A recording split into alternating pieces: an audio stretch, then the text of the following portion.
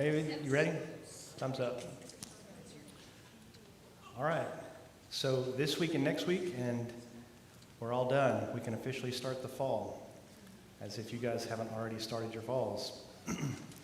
So this week is Hebrews chapter 11, so if you want to just go ahead and turn there, we can get started. It's really, really hot. You'll notice it's like August in Louisiana hot. It is hot. So I thought, so you guys have this outline on your handout. Everybody's got a handout? Y'all all got one? All right. Uncle Melvin's got them if anybody needs one. I think we're good. Okay, so I thought this might be something that we could, we just ponder this for just a moment. This is the average temperature in Fairbanks, Alaska. And here we are in August right here. So the high temperature is, around 63.9 degrees Fahrenheit. Does that make any of you feel better? No? It's just hot. Okay, there's another reason for this. So a little picture, a little image in our heads to start with tonight.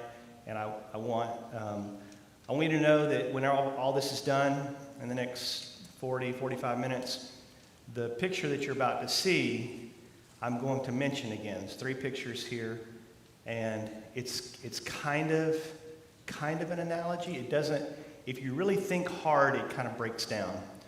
But it's a good thing to get us started. So I wanted to say something to cool everybody off first. And then second is a picture here in the outskirts of Fairbanks of the first snow. I Googled these images to, so I could be accurate. This is the first snow that happened last September. Isn't that beautiful? Really September. So late September, early October, they get their first snow. And then what happens is, so right around this time here, they'll get their first snow. And then you see what happens to the temperature in October. These are average temperatures. The high you see in October is 34. So the snow doesn't go away. And then 11 in November, 6. And then they're all wishing they lived in Louisiana. And then 2 in January. At 12, it starts to warm up. Sometime around the end of March, early April, the snow will start to thaw. So we live in Louisiana. The first snow hits us once every 5 years. So sometimes it happens more than that. But we get this beautiful snow. We all get excited. The whole community shuts down. Nobody can drive anywhere. We don't know, how to handle the ice. And it's beautiful, and we love it. It's great, snow, most of the time. I'm speaking for myself. It's gorgeous, love it. If you live in Fairbanks, Alaska, the first one's beautiful. But then October, November, December, January, February, March, you're sick of it. Yeah? One thing to mention is when it's real cold, it's about 3 hours of daylight. Right. That's the other thing, because we're so near the Arctic Circle. And everybody's depressed because they haven't seen any sunshine in so long. For months on end. It's just, even when it gets daylight, it's kind of a hazy daylight. Depression rates really high, alcoholism, drug use, really, really problematic.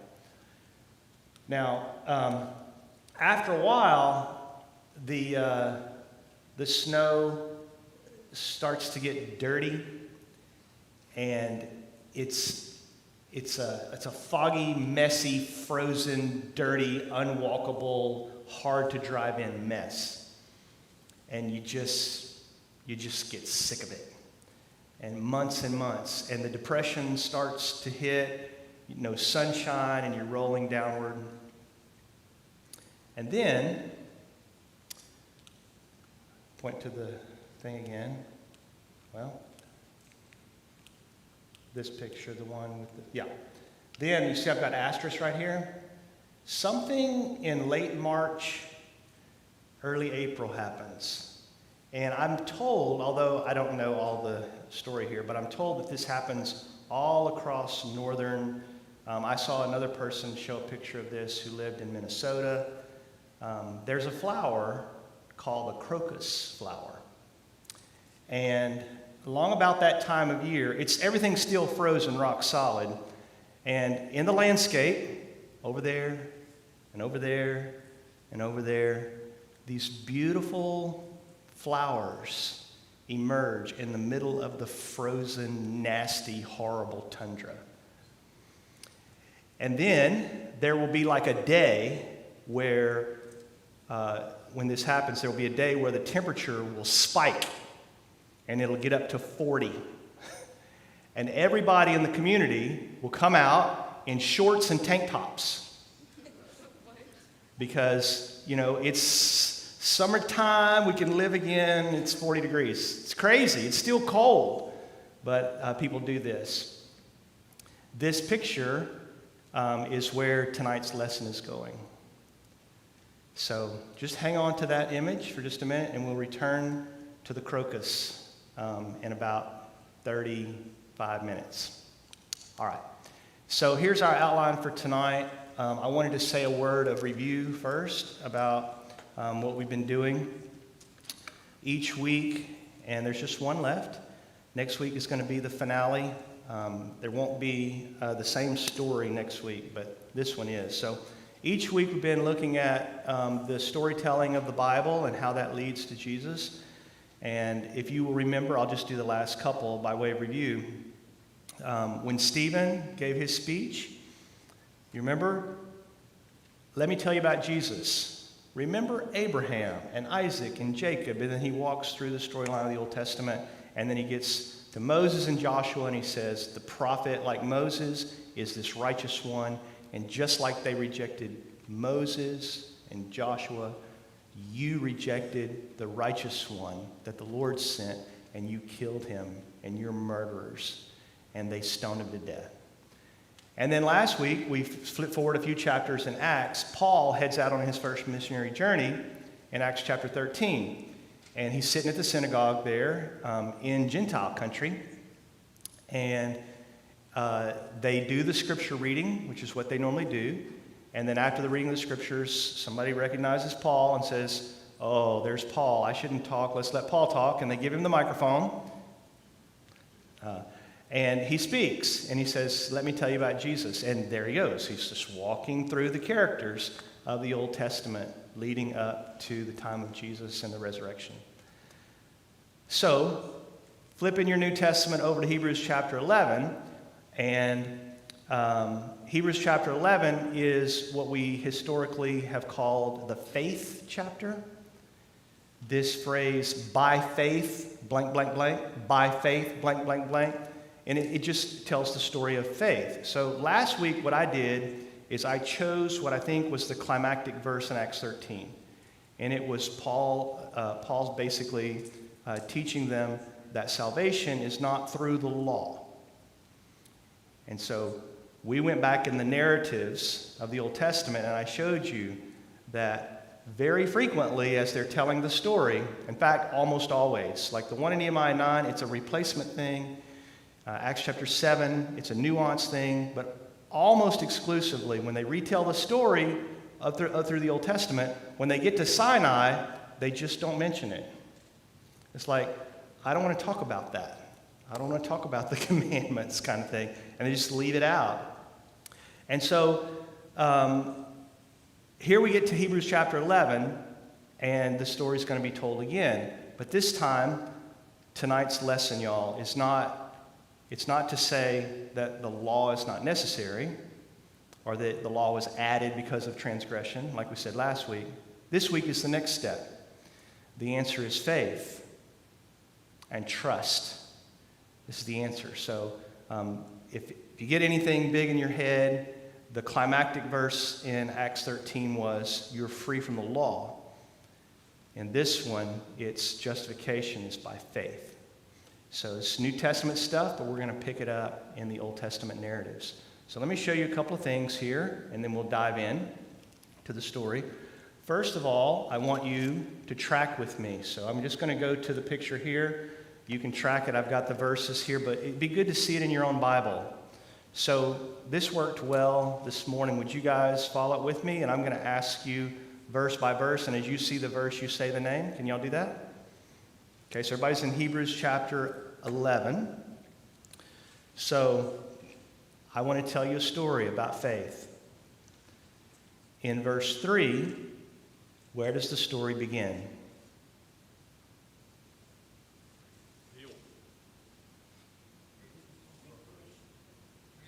Creation.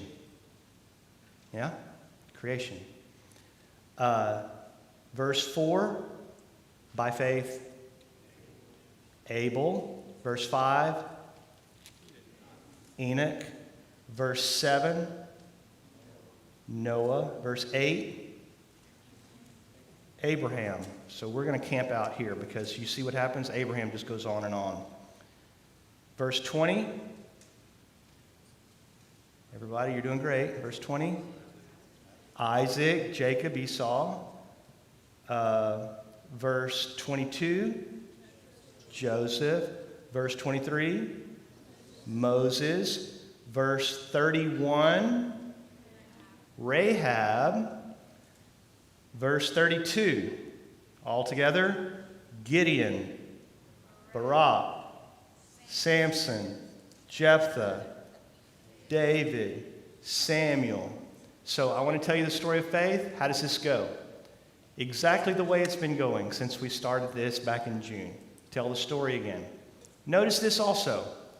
In the storyline here, let's pick up the story in verse 29. Everybody there? By faith they passed through the Red Sea as though they were passing through dry land, and the Egyptians, when they attempted it, were drowned. Next. By faith the walls of Jericho fell down. Now, there's a significant part of the Bible that's been left out here between the leaving Egypt and the arriving at Jericho. And so I can see some of you nodding. Has the author of Hebrews done the same thing that all the other ones are doing? What's missing here? Sinai. I don't want to talk about that.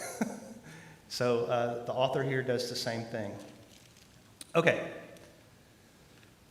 Did I do that? I did. Okay. So now we're all ready to number 2 on your handout. The Old Testament, New Testament faith phenomenon. Okay. So you guys can see the verses there, Romans chapter 4, etc. So let me introduce it to you this way. So we're going to talk a lot about Abraham. Here's what's going to happen.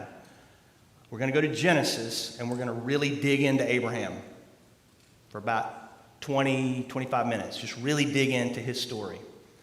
Then we're going to come back to Hebrews 11, and we're going to read the way Hebrews 11 picks the story up and see if we were able to get it. So I'm going to tell you up front here, I cheated. I read Hebrews 11 first. Then I went back to Genesis to figure out the story. Thank goodness for the New Testament. I just don't know. I don't have the brain power to be able to figure out what all I was supposed to learn when I read these stories. But when we read the stories in the New Testament, you get tipped off as to the way we were supposed to read them originally. So we're going to do that together. So put a little mark in Hebrews 11. We're going to come right back there in just a minute and turn with me back to, we'll track it first through the New Testament, Abraham's story, and then go to the Old. So turn back to Romans chapter 4.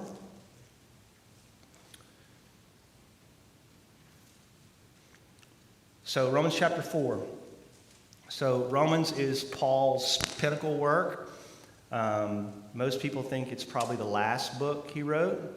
It's a comprehensive Christian faith book. You could spend a lot of time in Romans. Paul wants to teach about faith in Jesus in chapter 4. And here's how it comes out. What then shall we say that Abraham, our forefather, according to the flesh, has found? For if Abraham was justified by works, he has something to boast about, but not before God. For what does the Scripture say? And Abraham believed God, and it was reckoned to him as righteousness. Now, to the one who works, his wage is not reckoned as a favor, but what's due. But to the one who does not work, but believes in him who justifies the ungodly, his faith is reckoned as righteousness. Paul wants to tell the gospel account of how faith in Jesus leads to a person being reckoned righteous. And the first person that comes to his mind is Abraham. Okay, so let's investigate that, shall we? So turn backwards in your Bible. We're going to start this in Leviticus, the funnest book of the Old Testament, he says sarcastically. Leviticus chapter 20. So this verse, this particular commandment is repeated more than once and has variations in both the books of Leviticus and Deuteronomy. So this serves as a nice summary for us. Leviticus 20, verse 17. So if you would, for me, I'm sorry to do this to you. We're going to do the whole hand thing again here in just a minute. So if you guys would just give me a thumbs up. Leviticus 20, everybody's there? Okay, verse 17 says, if there is a man who takes his sister, so there the Hebrew vernacular, the way of speaking this in Hebrew, this has the essence of taking a wife. So it's really talking about sexual language about a man and his wife, basically, is what it comes down to. So if there's a man who takes his sister, his father's daughter or his mother's daughter, so that he sees her nakedness. So there's the Hebrew idiom for sexual intercourse. Sees her nakedness, and she sees his nakedness. It is a disgrace. And watch how strong this language is. They shall be cut off in the sight of the sons of their people. Removed from the nation group. Very harsh language here about marrying either the father's daughter or the mother's daughter. Okay. Genesis now. Let's do Genesis chapter 20. So I'm skipping one. Genesis chapter 20. If you guys are not aware of this, Abraham married a woman named Sarah. And in the Genesis story, twice he tried to give her away after they were married. So he goes down to Egypt. He knows she's beautiful. He goes and says, Pharaoh's going to take you, because that's what pharaohs do. And so you just tell him that you're my sister and go on and be Pharaoh's wife. Man, what a husband. And then he does it again, second time, with this guy named Abimelech in Genesis chapter 20. But we learn something else about him here. Look down at verse 12. Abimelech and Abraham are chit-chatting about the event. Abimelech is pictured as the righteous person here, where he's like, dude, why didn't you tell me? You put me at risk because you didn't tell me this woman was your wife. You said she was your sister. And Abraham speaks in verse 12, and this is what he says. Besides, she actually is my sister, the daughter of my father, but not the daughter of my mother, and she became my wife. Now, Leviticus comes after Genesis, but if you know the law, if you have read through the book, and this is the second time you're reading it, and you read this about Abraham, what is your impression of this man? Has he been faithful to his wife or the Lord? And what should happen to him according to the law? You see what I'm saying? The Bible does not hide from us that Abraham is a not righteous man. It does not hide this from us. So you would know this. Okay, so let's turn backwards to Genesis chapter 15. This is the chapter in Genesis where God makes his covenant with Abraham while he's asleep. As you're reading from Genesis 15, verse 1, down through the verses here, something happens to the Hebrew verb forms. And I'm not going to detail that for you, but it is extraordinarily interesting here to follow. Hebrew language doesn't have a very strict way of telling what's past tense and what's present and what's future. Generally speaking, there's a Hebrew verb form that's used to give you background information on a story. So most of the stories that they begin with the verbs being in this particular form. And as you're reading that, you go, okay, this is background information. And if you read through the story, there will be times where the verb will switch from the storytelling verb into this form, and you go, oh, I know what that is. That's background information. So it's helpful to know this. And then Hebrew storytelling has a particular form that it uses, like almost 80% of the verbs in stories are the same form. He went here, and he did that, and he goes over there, and he did that, and just telling a story. It's in a particular verb form. And then there's another verb form that is very difficult to translate. It's normally used in either narrative or discourse, and you have to really think about it when you see it. At the very least, y'all, here's the punchline, because y'all get bored when I talk about verb forms. At the very least, whenever you see this verb form, in English, it's a little bit like we put it in all caps or in italics or underlined. It stands out, like I see something is different here. Verse 6 in chapter 15 is this verb form.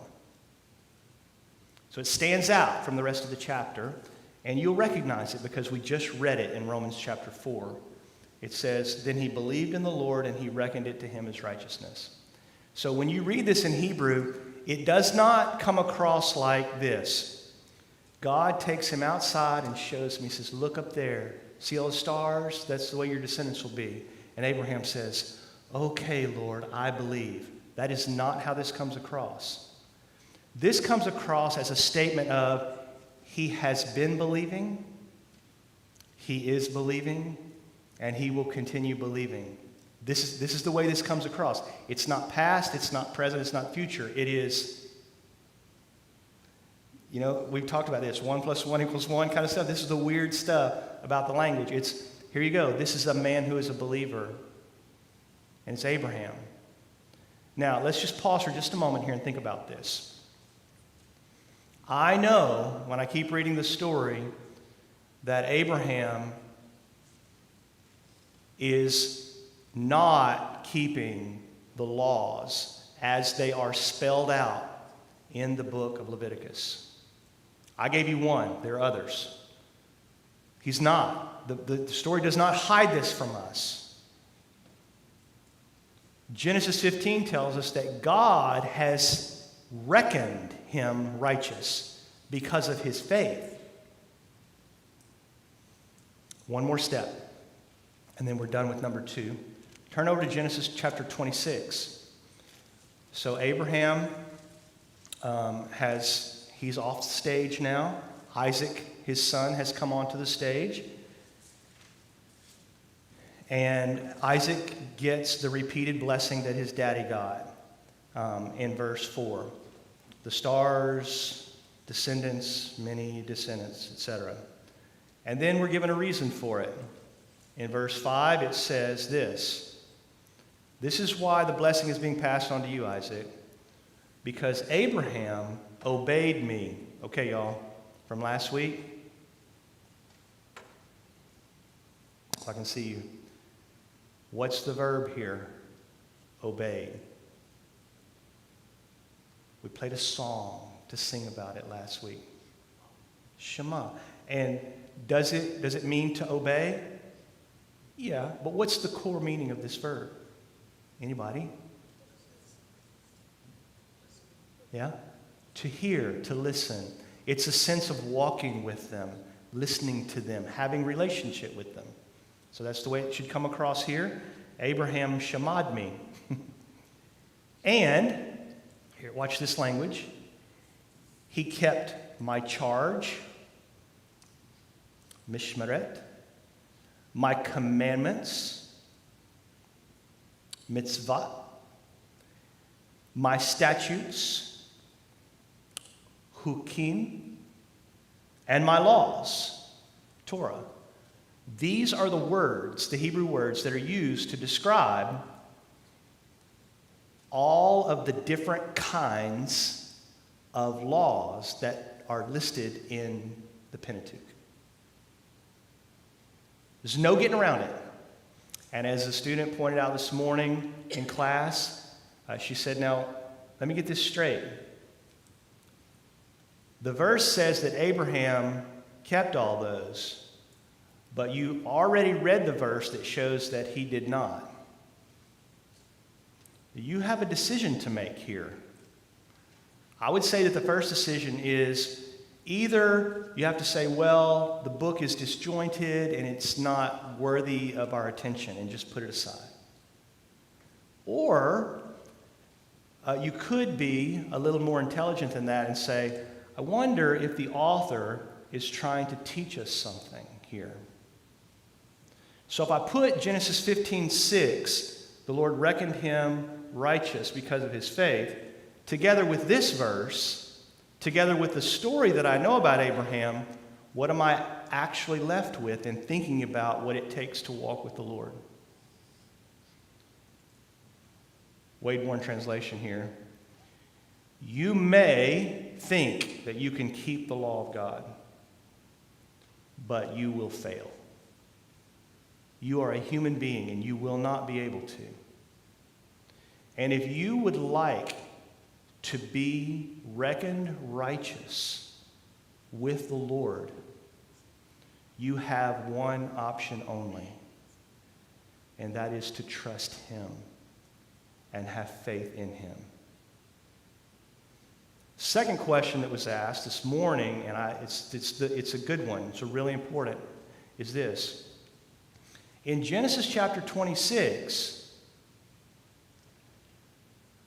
we're talking about Abraham. But who was the character in the Bible that received all of the laws? Moses. So, how could Abraham have kept laws and statutes if he didn't have them? You see what I'm saying? In the narrative arc here, they hadn't arrived at Sinai yet. That's a long time, hundreds of years before that happens. So we can say it this way. Abraham was deemed righteous, even though we know he was not righteous. Because of his faith, he trusted in the Lord. And God said, in my mind, Abraham has kept the laws, even though he doesn't know them. This is the lesson of faith from the Pentateuch. The Lord deems him righteous by his faith, not by his keeping of the law. It's an extraordinarily important lesson that is not easy to get unless you've got Romans chapter 4 and Hebrews chapter 11. It's very helpful. Okay, so let's do some tracking on Abraham, and then we'll go to Hebrews, and we'll be done. Back to the crocus flower, all right? So I'm on number 3 on your handout, tracking Abraham. Map. The map is up. So first thing you guys should notice here, red and purple and blue lines represent the journeys of Abraham, Isaac, and Jacob. And you see the white box that's drawn here? That white box? What is your impression of the travels of Abraham, Isaac, and Jacob in that white box? Just by looking at the map. They're going to the same places, yeah. So this is not surprising to us, right? So as we're reading the storyline, and you read, Abraham went here and there and the other, and then you get to Isaac and he went to the same places, and you read Jacob and he goes to the same places. Honestly, y'all, I'm still just working on this. It's just, there are other things to be said about these people, but this is what the Bible has told us about them. And so they're all all doing, it's like, is it Abraham, Isaac, or Jacob? And the answer is yes. So this is the phenomenon here. The geography phenomenon is the same. Like they all have beautiful wives. They all have wives who go barren. God says the same thing to all of them. They're all building an altar at their entry point into the land. And on we go. They do the same things. They go to the same places. Abraham, Isaac, and Jacob. This is not new for us.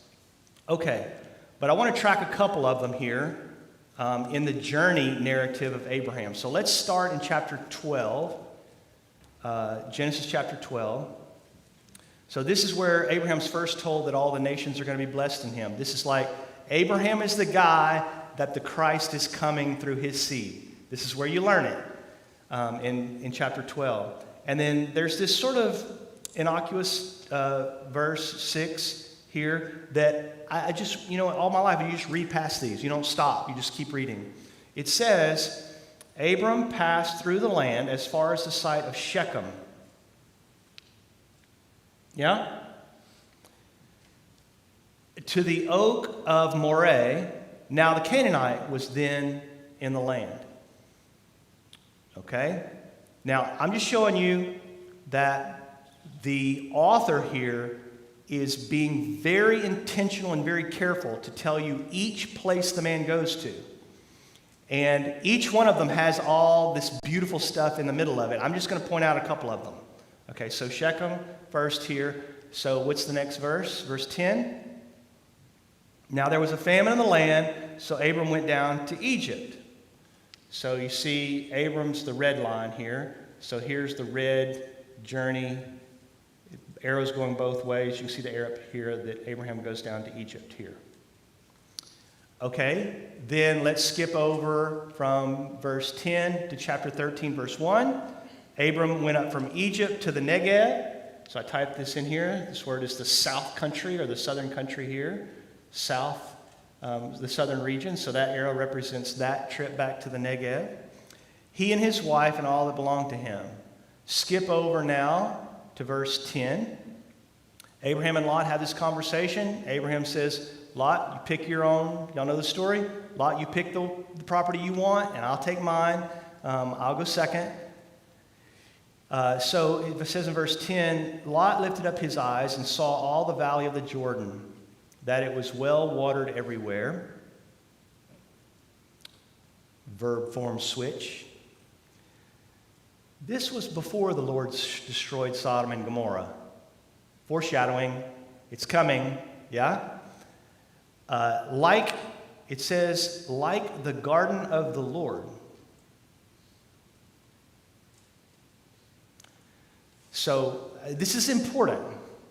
The author is telling you about the land that they're living in and the stuff that they see that's the beautiful place. It's all lush and green and great. You see how it's described? If I say the garden of the Lord, where does your mind go? Eden. Yeah? I think that's supposed to happen. Okay? Keep tracking with me. Let's skip down now to verse 14. The Lord said to Abram, after Lot is separated from him, now lift up your eyes and look from the place where you are, north, south, east, and west. All the land that you see, I will give it to you and your descendants forever. So Abraham is in this place that the author describes like the garden of the Lord, and then God is talking to him, telling him, all of this will be yours. All of this garden land will be yours. Interesting. And then last one, verse 17, he says, "Arise and walk about the land through its length and breadth, for I will give it to you." The Lord's still with him. So this is a kind of personification of God. And the verb used here, I'm going to say it, is hitchalek. Halak is the verb to walk. And this verb form here is unique. Hitchalek, to walk. If I said, y'all walk out of here, then you get up and you walk out.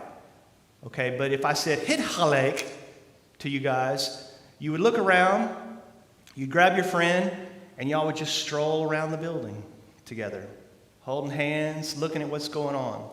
This is the same verb that's used, yeah, just like that, exactly.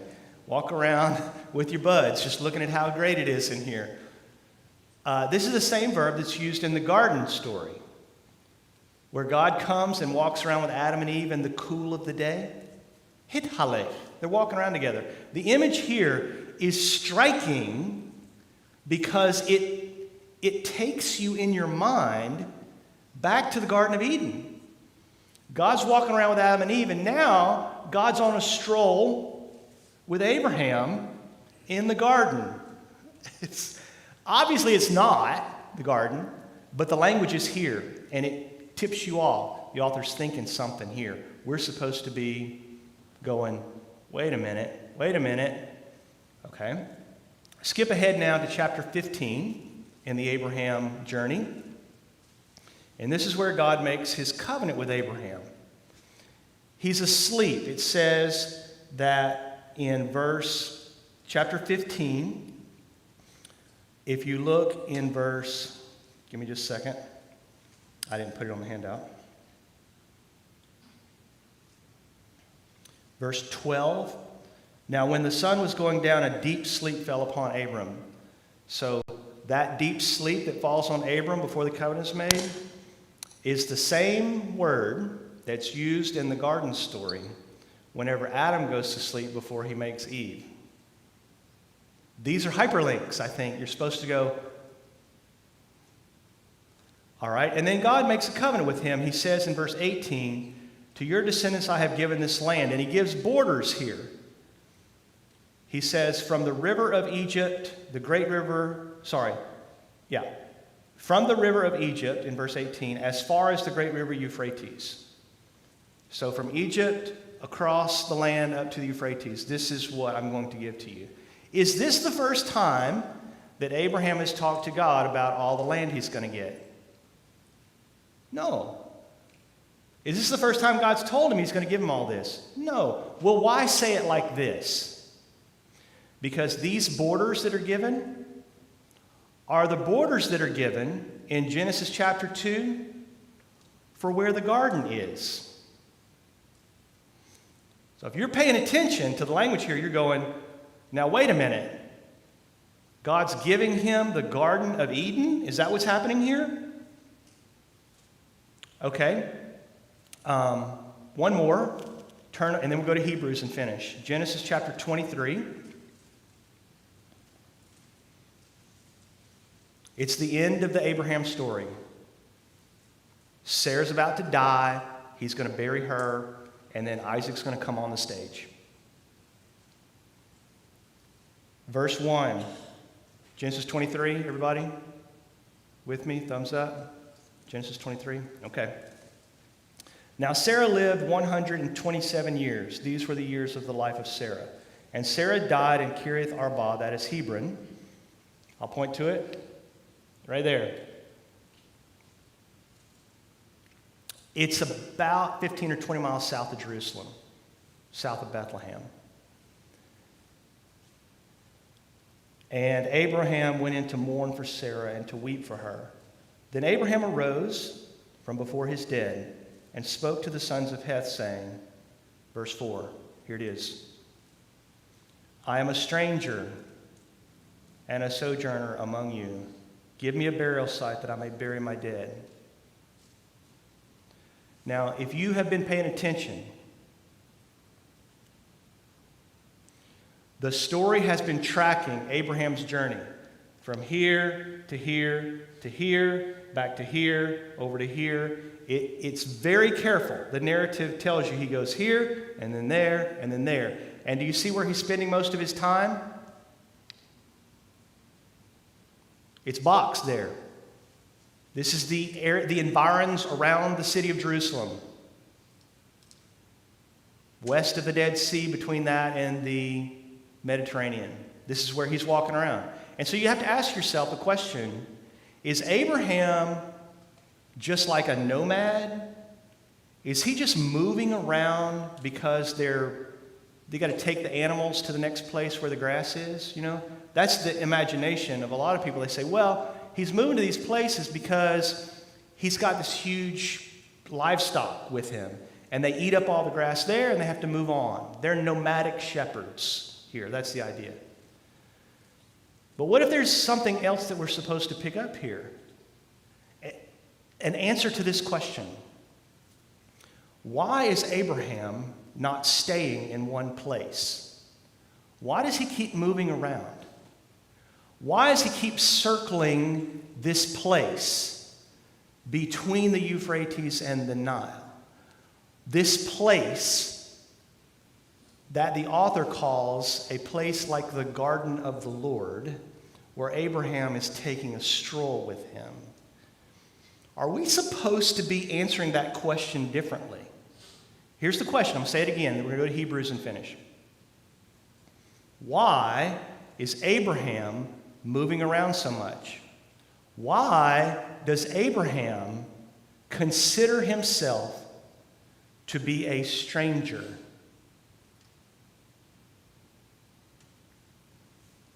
Why would you call yourself a stranger in a place that God says belongs to you?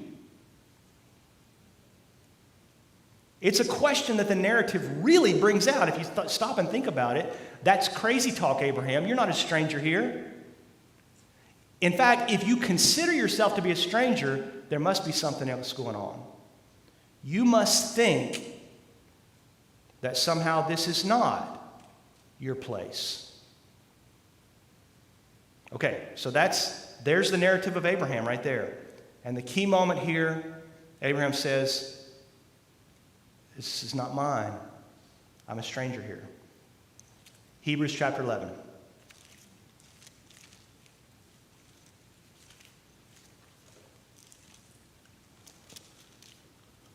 Pick up the Abraham story in verse 8. Would you all give me the Hebrews 11:8? This is the conclusion. Thank you. Hebrews 11, verse 8. By faith, Abraham, when he was called, obeyed by going out to a place which he was to receive for an inheritance. And he went out, not knowing where he was going. By faith, he lived as an alien. Now, that Greek word for alien there, in Genesis, when Abraham tells the sons of Heth, I'm a stranger, that's the same word. It's the same word in the Septuagint, in the Greek version of the Old Testament, as this word in the New Testament. I'm a stranger. He lived as an alien in the land of promise, as in a foreign land, dwelling in tents with Isaac and Jacob, fellow heirs of the same promise. Bum, bum, bum. Verse 10. You remember the question I asked just a minute ago? What is Abraham doing? Verse 10. He was looking for the city which has foundations, whose architect and builder is God. Have y'all ever seen this before? Abraham is walking around this place looking for a city that God built.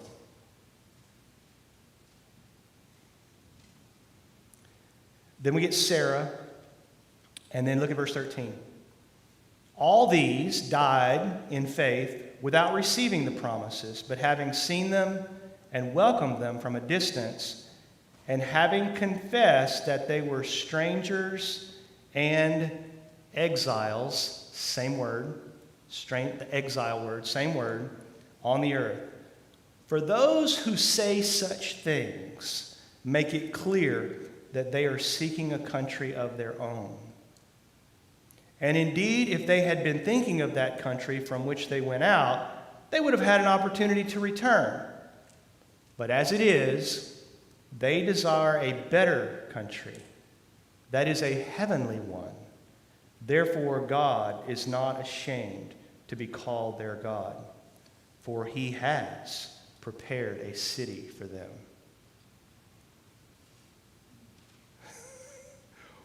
What? So, in the imagination here, we're supposed to read the Genesis narrative about Abraham going around all over the place, and that he's looking for a city that God built for him in a country that was his. And so why in the narrative sequence does Abraham think that he's a stranger?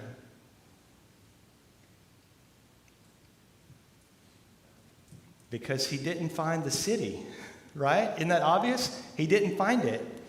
In Abraham's mind, he's thinking to himself, here it comes, this is bold. He's thinking to himself, God is about to take me back into the Garden of Eden.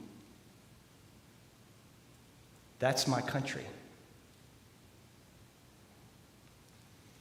Okay, last. Turn the page over to chapter 12.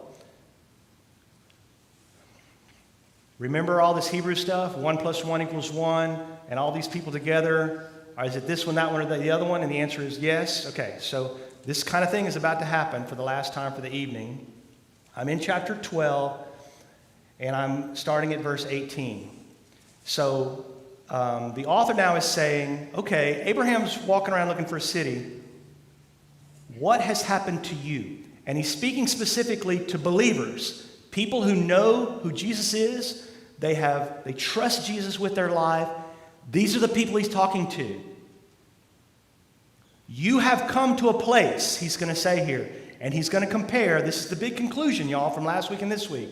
He's going to compare the Sinai thing to the Garden of Eden city thing, heaven thing.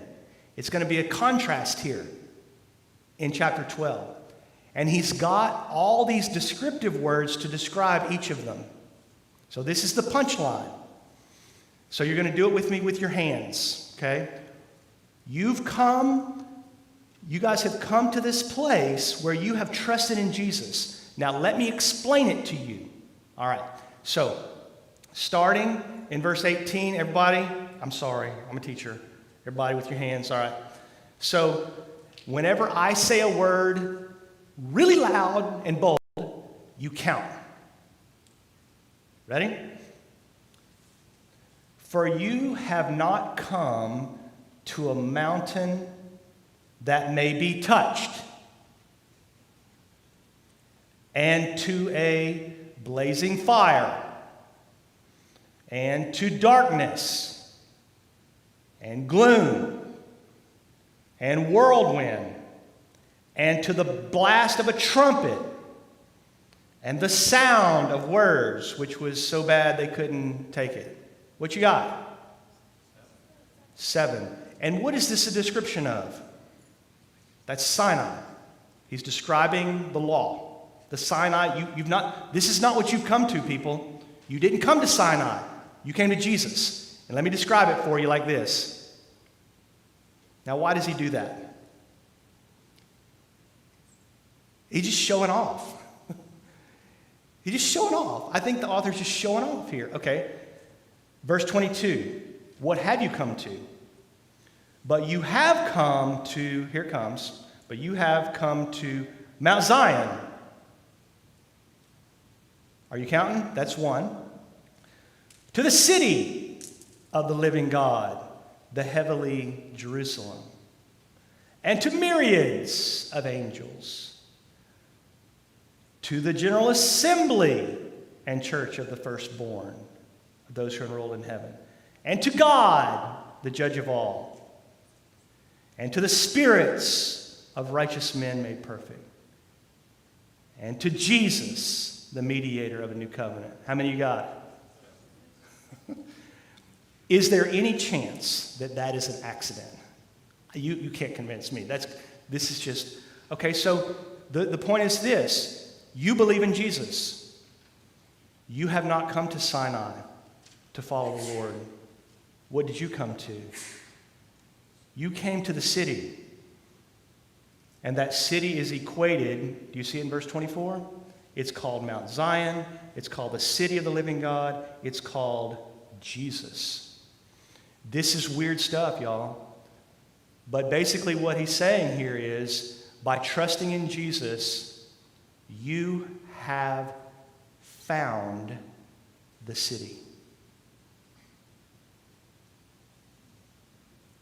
You're living there. Walking with Jesus is living in the city. But, chapter 13, verse 14. Everybody thumbs up, chapter 13, verse 14. For here we do not have a lasting city, but we are seeking the city which is to come. Now wait a minute. You just told me in the previous chapter that I have come to the city, and it's Jesus. And now you're telling me that I haven't come to the city, that you're still looking for it. So here's my question. Have you come to Jesus and arrived in the city? Are you still looking for the city? It's hard. That's hard. But this is what it says. You're walking with the Lord. You are living in this condition already. You have trusted by faith in walking with Jesus. You are in the city. Enjoy the abundance of what God has given to you. But know this, the city is still coming. So, the image of the crocus, yeah? I'm living there. Something is not right. But I see the flower. And I think to myself, something's coming. There's something more. I'm living there, but I'm not living there. There's more to come. Okay. Last thing from Hebrews 11, and then I'll pray. So everybody's in Hebrews 11, verse 1. This is how we define faith. You want to walk with Jesus? This is what you do. You trust him. You have faith in him. So let's define that as we finish tonight. It says, in my Bible, my New American Standard says, faith is the assurance of things hoped for and the conviction of things not seen. This is really the only place in the Bible where you get a really concise definition of faith.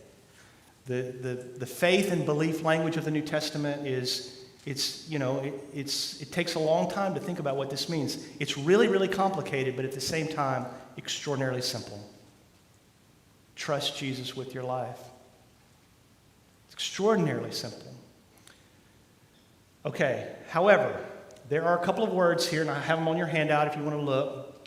The Greek word here, faith is the upostasis of things hoped for and the elangos of things not seen. I know I'm not pronouncing that right.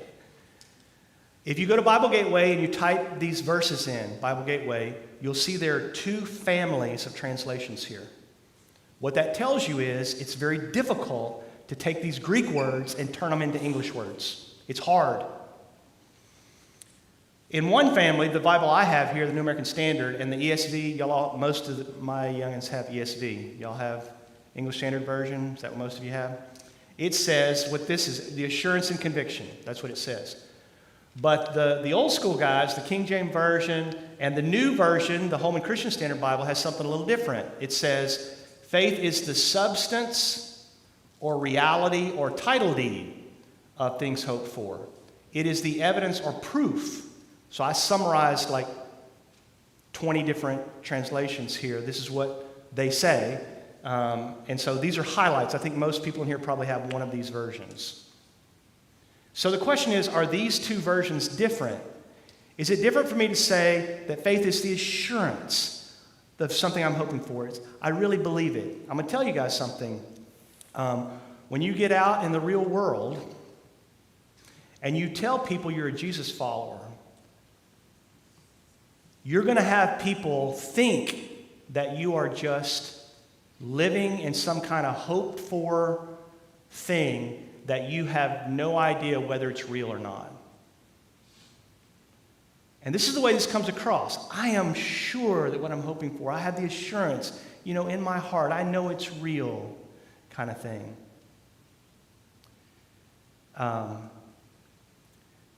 But I don't think, I've come to believe over the last years of my life, that is not what this verse really is saying here. I think the second one gets at it, and I'm going to tell you why. So I put this on your handout. This is, and you can look it up. I put the reference there so you can look it up for yourself.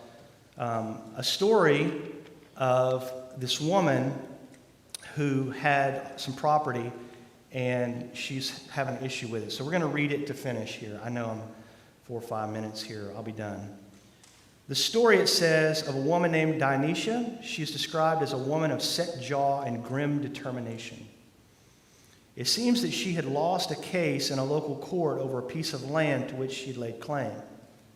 Not satisfied with the decision of the lower court, she determined to take her case to a higher court in Alexandria. So that's North Egypt. This was the center of all intellectual thought, all the great library. This is like the intellectual center of the world. She sent her slave to that city with the legal documents safely encased in a stone box. On the way, the slave lost his life in a fire, which destroyed the inn where he'd been put up for the night. For 2,000 years, the sands of the desert covered the ruins of the inn, the charred bones of the slave in the stone box. Archaeologists have recently uncovered these remains.